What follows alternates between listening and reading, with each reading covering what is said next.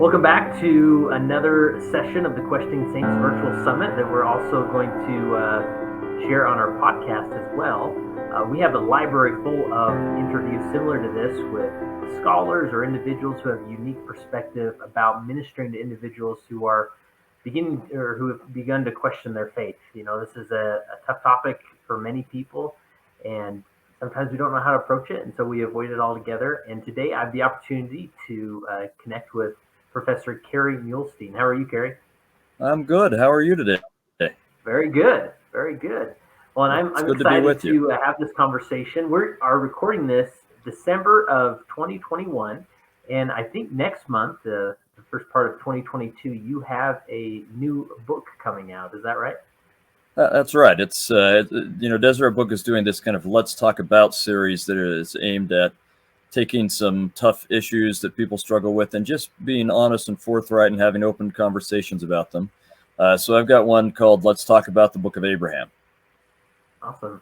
Yeah, and these aren't like textbook, heavy reads. These No. They fit in your back pocket, and hopefully it's something more condensed that people can read and learn from very quickly, right? Yeah, they're very small and very readable. Yeah. And as a scholar, was that difficult to do? It was tricky. Yeah, no, it was really tricky to keep to their word count, and I think I went a little bit over the word count, but not much. It took a lot of editing and a lot of feedback from people to try and figure out what's the most important, what do we have to keep in, what can we cut out, and so on. So yeah, it was tricky, but we did it, I think. So I had a lot of help to do it. Cool. And if people aren't familiar with you and your background, maybe just introduce yourself to the listening audience and what brings you to write a book about the Book of Abraham. Sure. So I teach ancient scripture at BYU or Brigham Young University. I have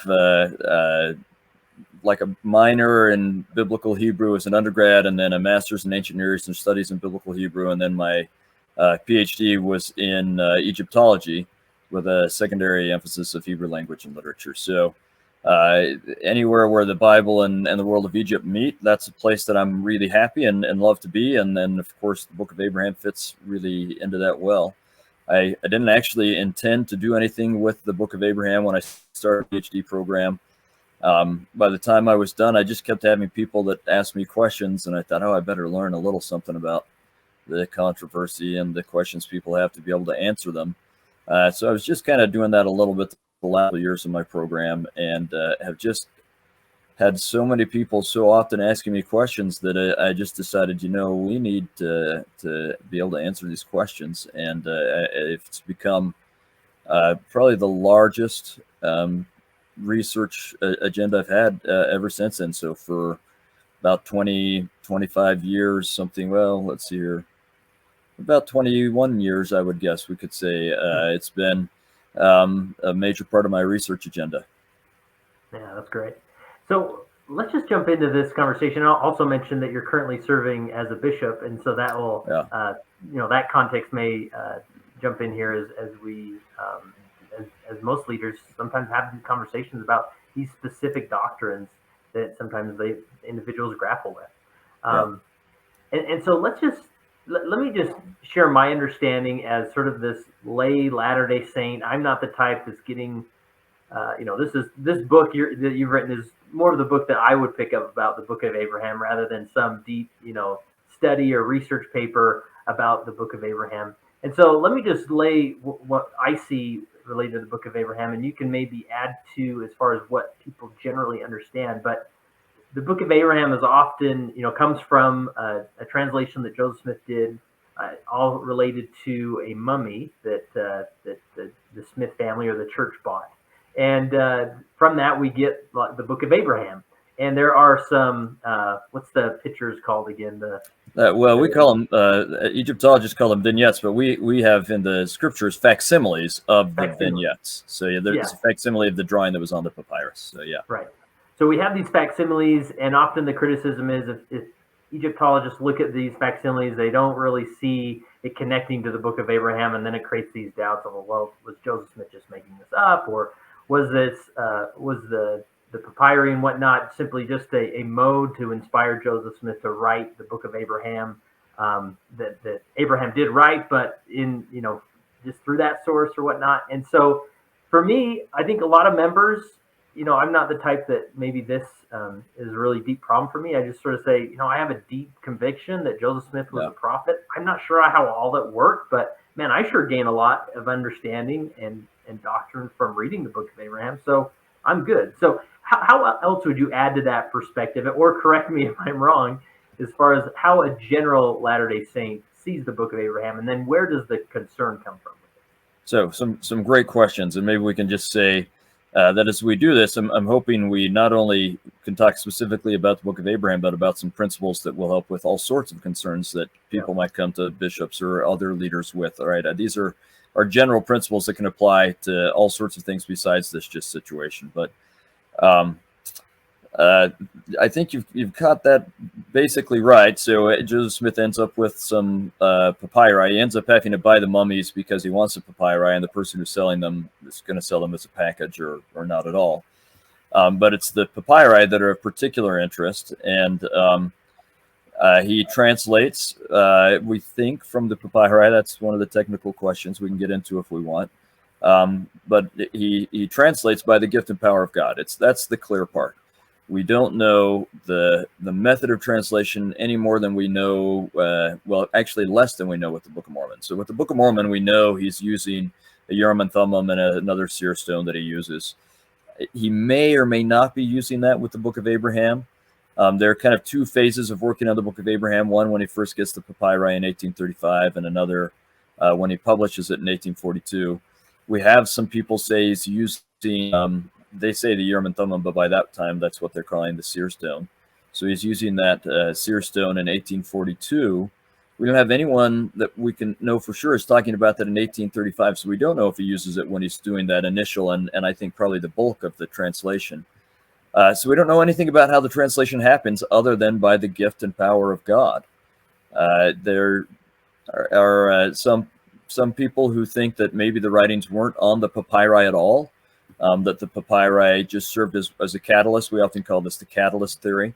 That the papyri served just as a catalyst to open his mind to receiving inspiration, similar to the Joseph Smith translation of the Bible, where he opens the first couple chapters of the Book of Genesis, and that just serves as a catalyst to him receiving inspiration that we now have as the Book of Moses. Right. So it's just opens him to inspiration and he receives it.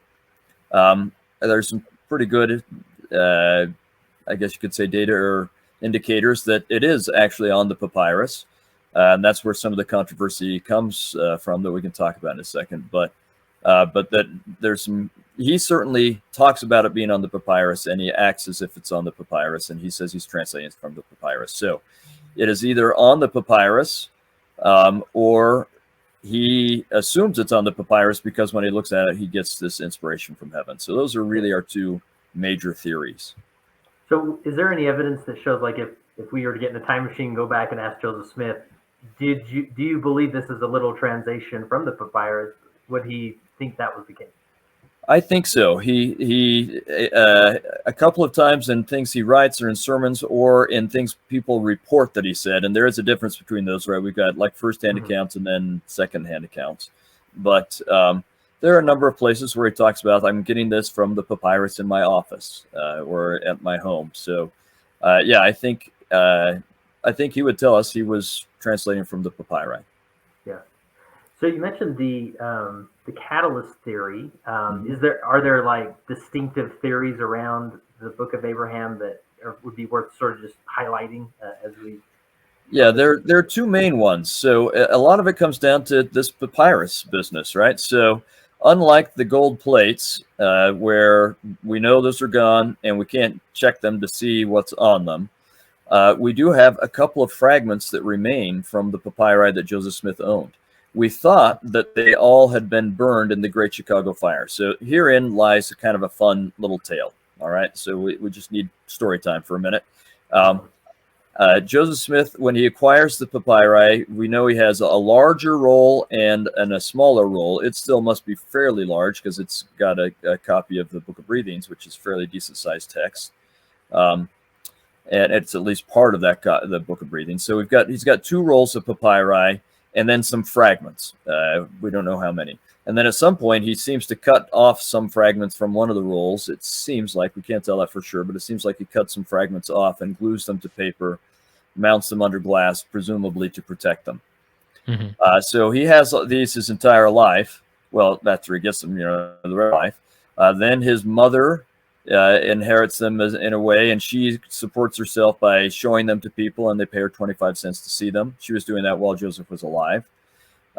And when she dies, then we get Emma Smith, who Lucy Mack Smith had been living with there towards the end. Emma Smith inherits them, and she sells them in about 2 weeks. And they're sold to a man named Abel Combs. And Abel Combs eventually sells the large rolls of papyrus, so the 2 scrolls. He sells those to the St. Louis Museum, and they show them for quite a while. We can document all of this. And then they sell them to a museum in Chicago, and they have them there, and they're showing them. And then the Great Chicago Fire comes along, and that museum burns, and they burn. They're part of. We can document what's in the catalog of what they had before and what survived after, and they're not in the list of what survived. Papyri are very flammable. I mean, they're basically like paper, right? So if there's flame around, they'll burn. And so for a long time, we thought that all of Joseph Smith's papyri had burned. But it turns out he'd given these mounted fragments to Abel Combs, had given the mounted fragments to his housekeeper, a woman named Charlotte Weaver, and she gave them to her daughter, and eventually her son-in-law and his son sold them to the Met, the Metropolitan Museum of Art in New York. So they had 10 fragments, and they eventually gave these when they recognized what they were right away, but it took about 20 years for them to feel like they had a contact with the church, and they then donated them to the church. When they did, the church said, oh, hey, we've got this other thing. We didn't know what it is. Now we can tell it's another fragment. So we have 11 fragments. And that's where part of the rub comes in, because the original of facsimile 1, so this vignette of this drawing that facsimile 1 is a facsimile of, it's on that papyrus, on one of the fragments, fragment 1. So we give them all numbers, these different fragments. So fragment 1 has that original, and it has some text around it. And so everyone makes the assumption that, Joseph Smith must be translating from the text adjacent to the papyrus, adjacent to, the text on the papyrus adjacent to that drawing, or that vignette, or the facsimile. And when we translate that today, we couldn't in Joseph Smith's day, but today we can translate that. And it's a fairly common funerary text called the Book of Breathings. So that's one of the places that people stumble, is because they have either made the assumption, or they've heard someone make the assumption, and they just believe them, that Joseph Smith translating from that text adjacent to the drawing. And then when we say, well, it doesn't say anything about Abraham, then they say, oh, Joseph Smith must have been making it up. And they don't ever stop to realize that this is all based on an assumption, right? And when we test the assumption, and there are some different ways of testing the assumption, it turns out not to be a good assumption. We have eyewitnesses who talk about him translating from the large roll, not from these fragments. And that's after the fragments have been mounted and so on. So you have several different ways of testing it. And some of them, we don't want to get too technical, but some of them suggest it's not necessarily a good theory or assumption to say that he's translating that text next to the drawing. But when we look at what the eyewitnesses said, it's not 100% ironclad. If you want to kind of say, well, maybe they meant this, maybe they meant that. If we twist it this way, then maybe they mean this. But if you just take what they said at face value, and there are several of them that agree on the same thing, and so you really have to have, as a historian, you'd have to have some good reason to not take it at face value. And we don't. So historically, we can say that it's almost certain that these eyewitnesses are saying that Joseph Smith is translating from elsewhere on the papyri. So that means that everyone who's had their testimony kind of shaken over this whole text next to the drawing, it's shaken on a bad assumption. And that's where much of the problem comes, is from that issue. Gotcha. And so that's sort of more of there's sort of this, if you go directly with a direct translation theory, that's where people may get tripped up a little bit. Yeah, so that leads to what we call the missing papyrus theory. All right, so the missing papyrus theory is that Joseph translated from actually on the papyri, but from stuff that's missing today, that was burned in the fire. And as I said, the eyewitnesses talk about him translating from that larger roll, and we know the larger roll burned in that fire. Mm-hmm. So that missing papyrus theory has some really good evidence behind it. The catalyst theory is the other most common theory among believers. Among non-believers, the theory is Joseph Smith just made it up, but among believers, the catalyst theory, I mean, there's some decent evidence, because there are a couple times when Joseph talks about working with the Book of Abraham where he uses language that sounds somewhat revelatory, like he says, the principles unfolded to us. That sounds somewhat revelatory, but really we don't have enough data to tell. Yeah. So walk us through, like, let's shift into for a minute, or step out into a leadership context for a minute, and talking with Bishop Muhlestein here. If someone comes in with this concern, obviously they probably know who you are, and they think, wow, I'm so glad I have this bishop. Yeah. but let's say you don't have the background that you have, and someone walks in, like, from your professional background, what advice would you give to a leader trying to help someone who has some deep concerns about the Book of Abraham? Great question. And I think, and I actually have a chapter on this in the book, but I think one of the things we have to help people understand is, what do they know and what do they not know, and how do they know it? So, academically, we'd call this epistemology. How do you know, or how do you learn things? So I have a friend who's a 19th century historian who's also serving as a bishop, who had some people that had this question, and he told me, I thought this was so wise. He said the first thing he had them do was write down the things that they actually know about this. And they wrote down a bunch of stuff, and he went through with them, and he said, no, we don't know that. We don't know that. We don't know that. Those are all things that we're kind of guessing at from these facts and from this information. But what do we actually know? And in the end, there's not that much, right? We know he had papyri. Is he translating from it or not, and so on. And then we can ask ourselves, what are the different ways of learning, right? And if you go through different ways of learning, we talk about learning from authority, right? So from an expert on the subject, or we could call it the academic method. There's in epistemological terms, there's what we call the intuitive method, and inspiration and revelation would fit in there. And there are some things we can know about the Book of Abraham from both methods. But, and this is one of the things that as I wrote this book, I came back to again and again. Each issue, it turns out we really just don't have enough data. Academically speaking, we don't have enough data to make solid conclusions. And so we're left to say that the academic method isn't properly fitted or suited to help us reach a conclusion on this matter. It just doesn't have the ability. It's not that it's not worth pursuing. It's not that it's not worth looking into. It's just that it doesn't have that capability. Whereas the revelatory method, which I think is absolutely a valid method of learning, and we've got to come back to that in just a second, but the revelatory method does have the capability of giving us an answer on this question. Now, let's come back to that validity of the revelatory method. And I think this is often, whether it's the Book of Abraham or, polygamy or other historical matters, or even today, women in the priesthood, same-sex marriage, whatever the concerns are, a lot of it comes down to the validity of the revelatory method. And the world wants to just poo-poo that. It wants to say that is not a valid method of learning. And they want to dismiss it and belittle it, right? And they have to stand in a great and spacious building and point a mocking finger at it. And I think we can't yield on that issue. We can't say, well, let's only rely on what we can figure out through the academic method. The academic method is actually a less trustworthy and less reliable method of learning. As academics, we know that much of what we think we know today, we're going to find out is wrong tomorrow. I have the right to refute myself. Every good academic will have to at some point do that. Say, okay, what we thought before, we now know is wrong. But that doesn't happen with revelation.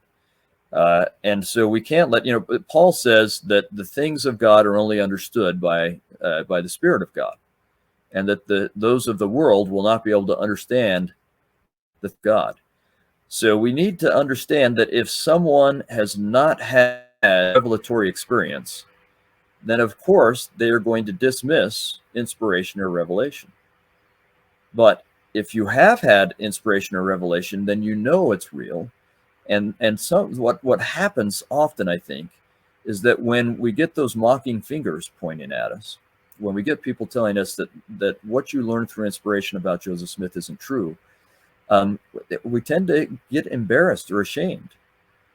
And we forget what we learned through the revelatory method, and we start to rely on the world. And then we make a huge mistake. And if I could say to anyone struggling with any issue in the church, this is what to me is maybe the greatest key.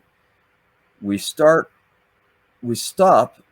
doing those things that will allow us to learn from the revelatory method, and we prioritize the academic method. Now, I would suggest you need to pursue both. Pursue both with all the abilities you have, and recognize what one can do and what the other can do, and what each one can't do. They're both important. They're both necessary. We should pursue both, but know what each one will do. But don't stop doing those things that would allow you to learn revelatory method. All right, so often people start reading everything they can online and whatever articles or listening to this person or that person, and they stop doing the things that invite the Spirit into their life. Where what we need to do is exactly what you said at the beginning: is keep reading the text of the Book of Abraham. Keep reading that text, and that allows you to have experience with the revelatory. It's not going to come if you're not allowing it to come. Just as an example, this last summer, both at Young and the Young Men's High Adventure, I just sat down with my youth and we talked about the power of revelation, and then the need to remember. That's a real key. In fact, the Book of Mormon teaches that all the time. You have to remember what you've learned through revelation, because we're not going to feel the Spirit every moment of every day. So we have to remember. And I made each one of them look me in the eye and commit to me that whatever happened in their life, whatever things they were struggling with, whether it was sin, whether it was things they've heard about the church, or they don't agree with the prophet on some political position or social issue or whatever it is, whatever happens in their life, when they start to look for answers, they can look anywhere they want, and they should look all over the place, but they can't stop looking in the scriptures. And I made them promise me that they would keep reading in the Book of Mormon while they were looking for anywhere else for any kind of answer, that they always had to spend equal time reading in the Book of Mormon. And I believe if we'll do that, and for the Book of Abraham questions, read the Book of Abraham as well. I believe if we'll do that, we'll have that revelatory method come and answer our questions sooner or later. That's going to be the key. So there are lots of other little things we could go through, but I think that's the biggest issue. Yeah, I really like that, this concept of the revelatory method, because oftentimes an individual has maybe spent some time in the context of the scientific method and looking at the Book of Mormon through that scientific method lens, and maybe things aren't lining up, or there's some direct the translations that aren't lining up, and maybe they're living in that direct translation theory world, and then they walked into the bishop's office in the context of the scientific method. And I think a good place to start is saying, you do understand in this office, we're generally speaking from a revelatory method, where we seek inspiration and revelation from a divine source to hopefully answer some of our questions. Is that a good way to sum it up? I think so, but I don't think we want to discourage them from using, seeking learning from the best books, right? That we're counseled to do that. So if we say, okay, that is totally worthless and only do this, then we're going to lose a number of people. But if we can say, do that, but let's look at what the limitations are, right? How much data is there that we can look at in terms of the Book of Mormon? There's data that supports it as an authentic ancient document, and there's some questions that we don't quite know the answers to. Same thing with the Book of Abraham. I could go, and I have a chapter or two on this in the book, but I could go through all sorts of things where there's good data to show that it's authentically an ancient document. But there are also things that we can't quite answer. So we need to recognize that, yes, we pursue this academic method, but it has its limitations. So let's also pursue this other method. And as you say, in the bishop's office, that's what we're going to prioritize. But I think anytime we're dealing with the scriptures or the church in general, that's what we have to prioritize, because it's the only method that is fully equipped to answer our questions, whereas the other methods are only partially equipped. Yeah. So obviously, I'm a big fan of the revelatory method, and it's blessed my life in so many ways.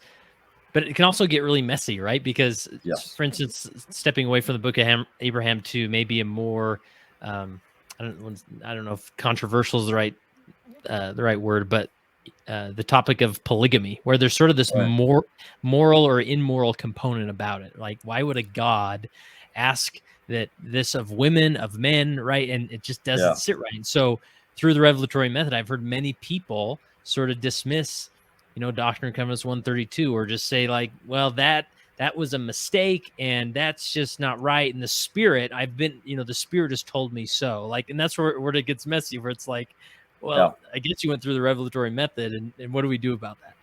You're right, and for other things as well. I hear people say the same thing about same-sex marriage. You're like, no, the Spirit's telling me I just need to be compassionate, and they equate. So they believe the world saying that equates with changing this, law of God or whatever.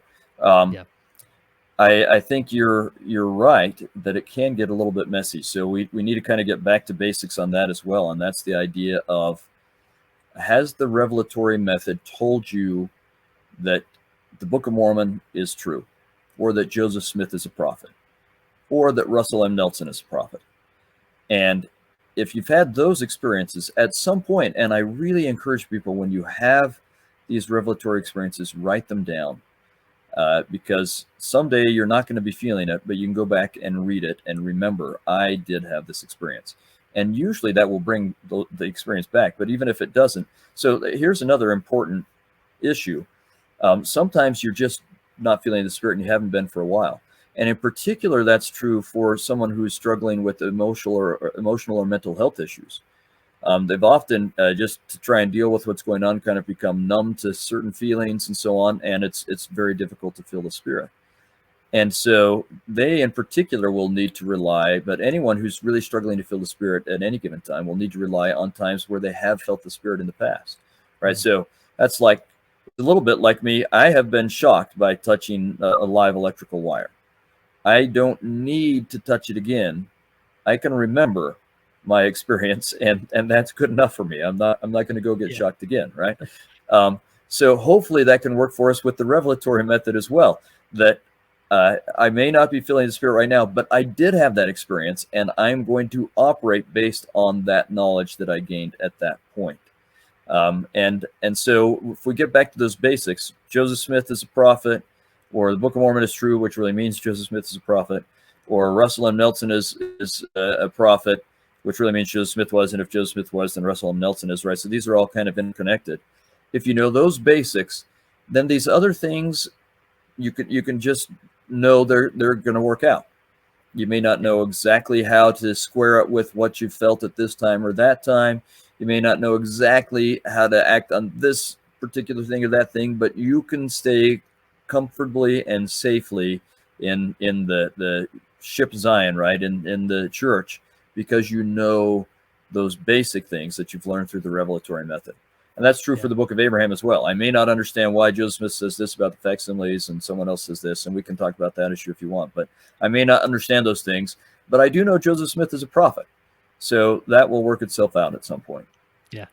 Yeah. And I love this concept of just sort of going back to those core beliefs, those core experiences that helped spark the testimony in the first place. And I think I remember several instances as being that bishop. I'm looking across the desk at somebody, and in my mind, I'm thinking, you are completely wrong. Like, you are going in the direction that is not helpful for you. Like, but at the same time, it wouldn't have been helpful for me to say, you're doing it wrong. You're thinking about it wrong. So just listen to me. Like, I'm the bishop, so just listen to me. Right.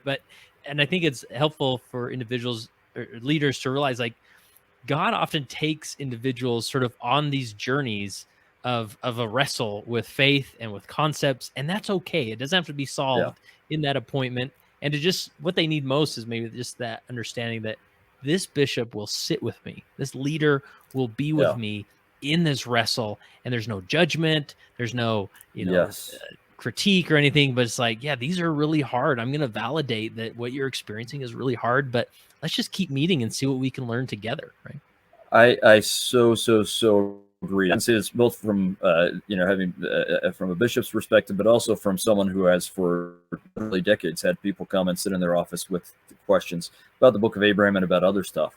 I think your reaction to them in the first 30 seconds either can give you the opportunity to help them or destroy that opportunity, and that reaction has to be, it's okay that you're asking these questions, right? We have a long history as a church, starting with Joseph Smith, in asking difficult questions and in struggling with what people were telling and wanting to know the answer. That's what we're based on. So it's not a problem that someone has questions or that they're struggling with questions. The real question then is, well, how are you going about finding an answer? Are you doing it like Joseph Smith, who asked everyone he could, studied the scriptures all he could, and also asked God, right? Or are you just seeking the world's opinions rather than also seeking God's opinions? But we have to help them feel like it's okay to ask questions. And like you said, I'm here with you. I'll go on this journey with you. I think that's why it was so brilliant what my friend did, where he said, you write down the things that you know. So it wasn't him telling them, here's what you're doing. He forced them to go through this process a little bit on their own and told them it's okay, that I want to help you go through the process. I'm here to guide you and help you rather than tell you what you should think and what you should do. I think that's really key. Yeah. And I wanted to go back to that, that tactic of like inviting the individual once like you said, like in the first part, just making them feel safe. Like, this is a place I'm willing to talk about this. And then, that approach of inviting them to say, what do you know? Or what conclusions have you made? Let's write them down and just see what we can learn here. What would the typical, just from the different arguments you've heard online or with the struggle, the faith struggles that people have in relation to the Book of Abraham, what typically are people going to write down on that list of what they think they know or what they've concluded? So there are the two things that are the most common things. They're both incorrect, but they're what will be written down. One is, we know that what Joseph Smith translated from doesn't say anything about the Book of Abraham. And we've already gone through that. That's not what he's translating from, but people think they know that, right? And the other is, we know that what Joseph Smith said about the facsimiles doesn't square with what the ancient Egyptians would have believed, and so he's not a prophet, right? And that's also based on a lot of suppositions. One, we don't know. Smith is telling us what the average ancient Egyptian would have believed. He may have been telling us what Abraham's descendants, a group of Jews who, and we know they took different Egyptian elements, different Egyptian drawings and stories, and gave them a different Jewish interpretation. So he may have been telling us that. We know there was a group of priests from the time that these papyri were created that were taking Jewish stories and reworking them into Egyptian stories. So maybe Joseph Smith is telling us how that group would have interpreted them. Maybe he's just telling us what we should get out of them, regardless of what anyone in the ancient world would have gotten out of them. And then even the assumption that we know what the ancient Egyptians would have thought about them is problematic. There aren't any ancient Egyptians around to ask. There are only Egyptologists. And so just as an example, the kind of drawing that facsimile 2 is, we call it a hypocephalus. There have been disagreements about from Egyptologists as to what this figure means and what this figure means and so on. For a number of years, it's kind of falling into two different camps. So kind of two main streams of thought. And then my friend and colleague at BYU, John Gee, who's one of the world's leading experts on these kind of drawings, he finally found one where the Egyptians themselves labeled a number of these characters. And in the majority of the cases, the Egyptologists were wrong, right? Now, he's an Egyptologist and I'm an Egyptologist, so I'll say we were wrong. We were incorrect as to what they were supposed to be. So it's also a faulty assumption to say that we even know what the ancient Egyptians would have thought. So we have all these assumptions that people write down, I know this, and therefore this, when really they don't know that. And that's part of what we have to help them see. Same thing with polygamy. You could say, well, what do you know? And people will write down things they know about what God would or wouldn't say and what is right or wrong and so on, right? We just have to kind of say, okay, let's ask real questions. How do we know these things? And that hopefully leads us into this discussion about how can we learn and how can we know. Yeah.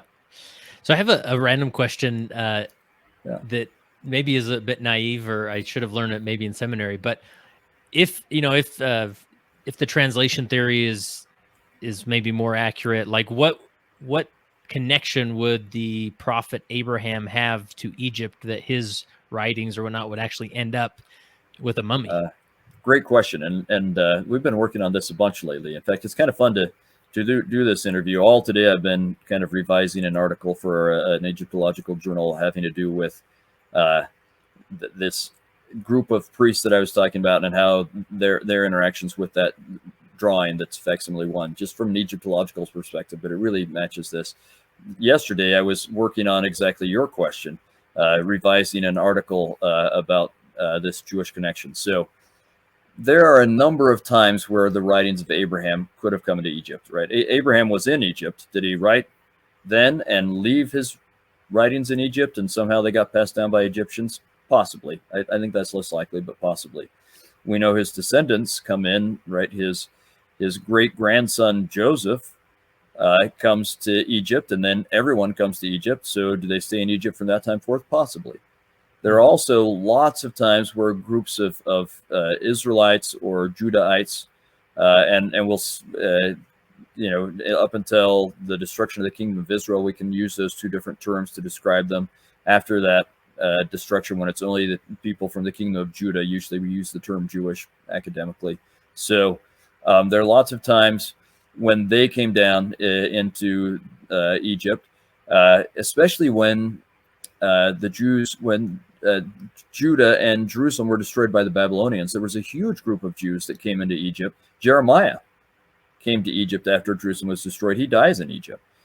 There are so many Jews that they build temples. There are 2 temples at least that were built in Egypt. There were synagogues. There were large groups of Jews. I have a friend, a colleague, who just a couple of weeks ago in the biggest academic biblical conference called the Society of Biblical Literature presented new evidence where he's been translating a document that talks about Jewish Egyptians. So, we had talked about, like hyphenated Americans. They had a legal status of Greek Egyptians and so on and so on. And we know now that there were Jewish Egyptians because there's a significant population in Egypt that there would have, they gave them this kind of appellation. So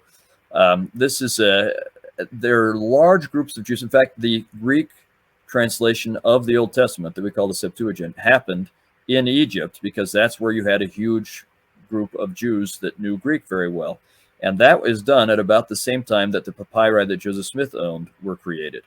And so that's why this group of priests in Thebes who are really interested, and probably elsewhere, but the ones we know about are in, who are really interested in both Greek religion, Mesopotamian religion, and Jewish religion, and incorporating them into Egyptian religion. And so if there were some Jews that had stories of Abraham, I know that there were some Egyptians that were interested in them and were incorporating them into their religious rites. Now that seems weird to me and you because we're monotheists, right? So we don't take other gods and religion and mix it with ours. But if you're a polytheist, then the more the merrier, right? You want to make every god that you hear of happy. And so they were actively doing this.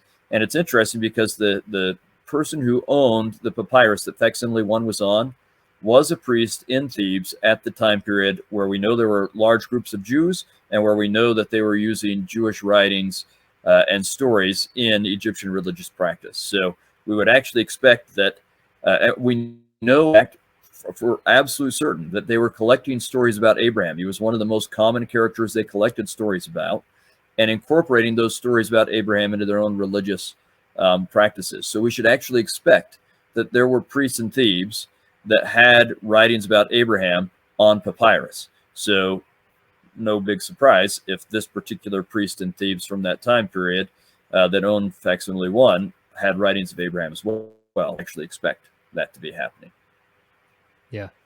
Well, that's really helpful. Kind of a left turn question, but I think one many people ask, or wonder about.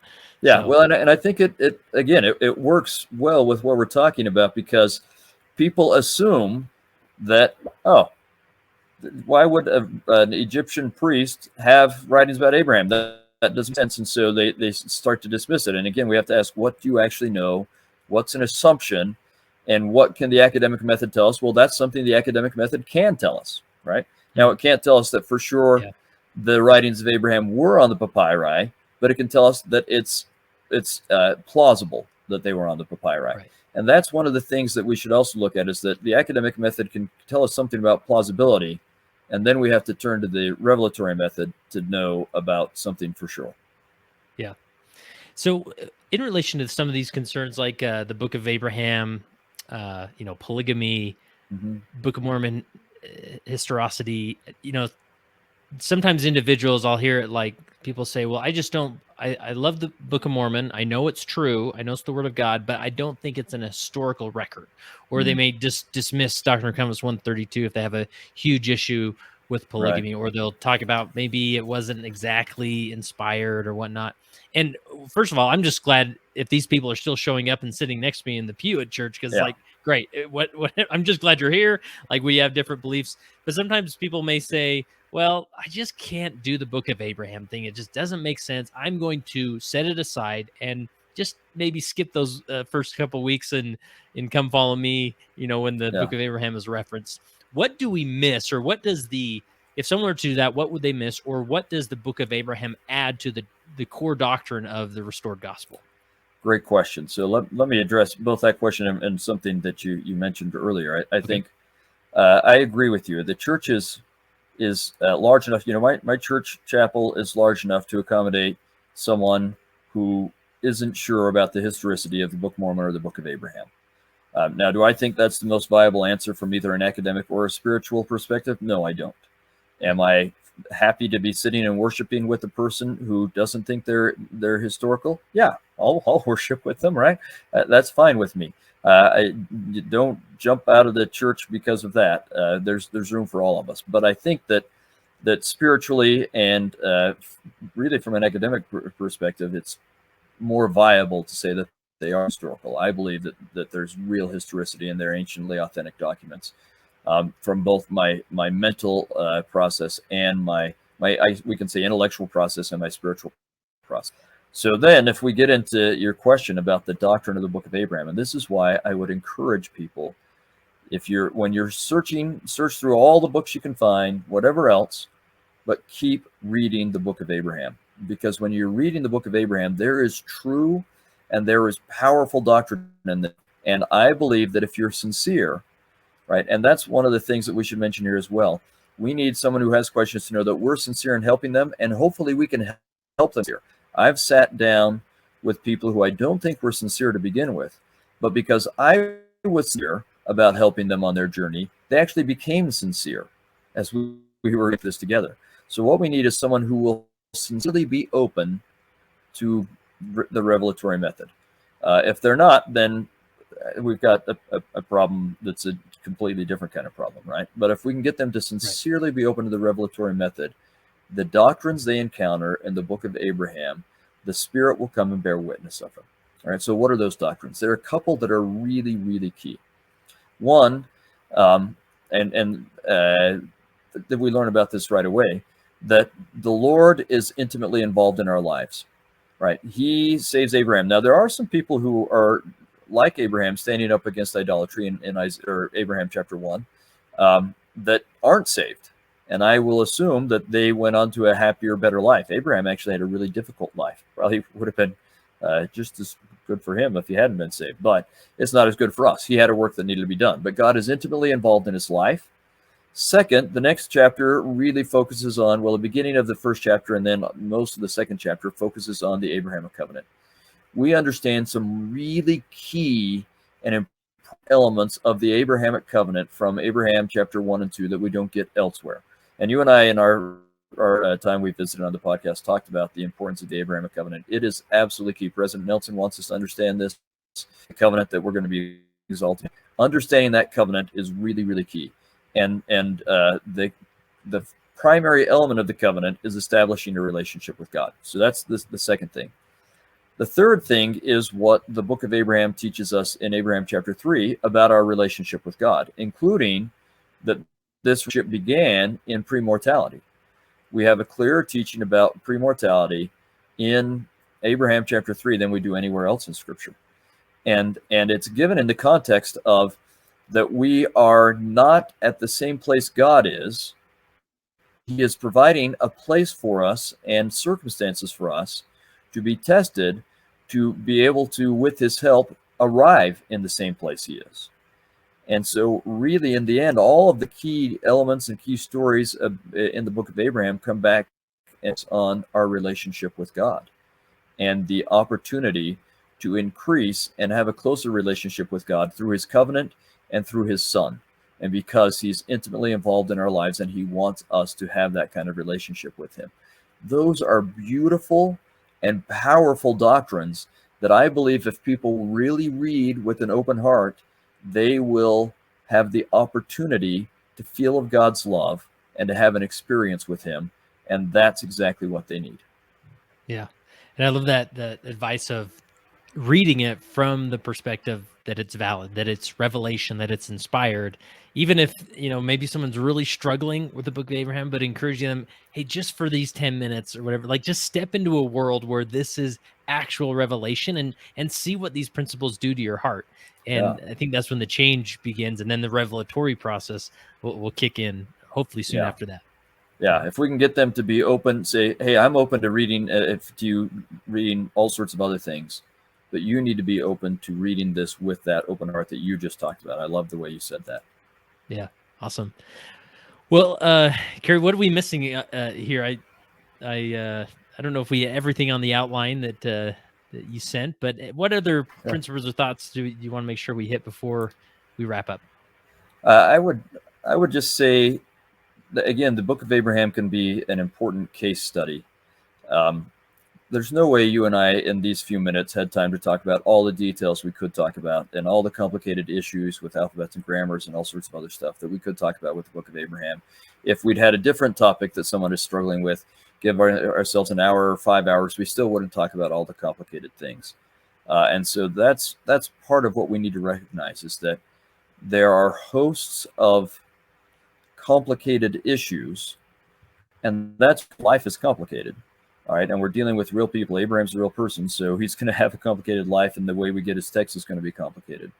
But let's not get waylaid by those complications. Let's recognize them as pointing us towards our inability on our own to come to these answers and our need to get help from God with these answers. Yeah, love it. Any advice you'd have in the context of Come Follow Me? Obviously, we're in 2022. We're starting with we're jumping into the Old Testament, and the book of Abraham is referenced in many of the lessons in. I'm just looking at it here in January, the first couple, pops up in February as well. So, any general advice as far as approaching the book of Abraham in the context of Come Follow Me? Yeah, I would say this: revel in it. Love it. I am so excited. The Pearl of Great Price is in many ways our most overlooked book of Scripture. And it doesn't get, it historically has not gotten a lot of airtime. But with Come Follow Me, and I'm so excited about the Come Follow Me program, I feel like, I'll just say my family, my ward, and my students at BYU, I feel like are learning the Scriptures better than ever before. We're really getting into this. And the Pearl of Great Price got great airtime last year with the Joseph Smith history. And we've got some serious study of the book of Abraham and the book of Moses right here at the beginning of Come Follow Me for 2022. And so I would say revel in it. Be so glad that we had this restored. And I would also think in these terms, with how we haven't gone into the story of how Napoleon's invasion of Egypt makes it possible for, in this really complex story, for the papyri to end up with Joseph Smith so that he can give us the book of Abraham. But it's just a fantastic story, and fantastic in a couple of ways. Wonderful, and almost seems impossible that Joseph Smith in Kirtland, Ohio could end up with papyri. Did, right? And it seems to me that God really, really wanted us to have what's in the book of Abraham. He went through all sorts of effort to get us the book of Abraham, to have Joseph Smith translate it, and so on. Clearly, there are things in there he wants us to get. And so as you approach it, say, wow, God wanted me to get something from this. What can and should I get from it? What is the restoration perspective that I gain from this that what wouldn't I understand without these books? And what does it teach me about my relationship with God? And if you'll approach it with those questions, I think you'll have just a fantastic time. Yeah. Awesome. Well, Kerry, this has been really helpful, and I'm excited to jump into Old Testament, especially after this conversation, and jump into the Pearl of Great Price. So we sort of clump it with the Old Testament science. Yeah, well, that's all good. I don't want to overlook this book of scripture that often gets overlooked. But as far as if people want to check out your book, any final plugs? As far as, obviously it's published by Deseret Book, they can get it at any Deseret Book or major church bookstore. Anything that you'd say about the actual book that you've written about the Book of Abraham? Yeah, well, so I think at least as of right now, for some reason Amazon hasn't picked it up, but you can get it from like the church, Deseret Book, and I think Siegel Books is going to get it on there. So that's probably your easiest way to get it. But I would just plug that series, and of course I want to plug my own book, but I'd just plug that series as a good readable place to get answers to questions. So far, I think we've got one on polygamy and one on mental health issues, and then the third one is the Book of Abraham. But they are designed to be really readable and understandable, and then they have further reading so that if you want to get into more, you can get into more. And so if that's what floats your boat, as it does mine, then go ahead and jump into it. But I hope that it makes things understandable. Maybe I'll just say this then, that I'm trying to, because I'm already having people saying, okay, but what if I want to get deeper? And so I'm trying to put, I've got a little thing I created just for this kind of thing called outofthedust.org.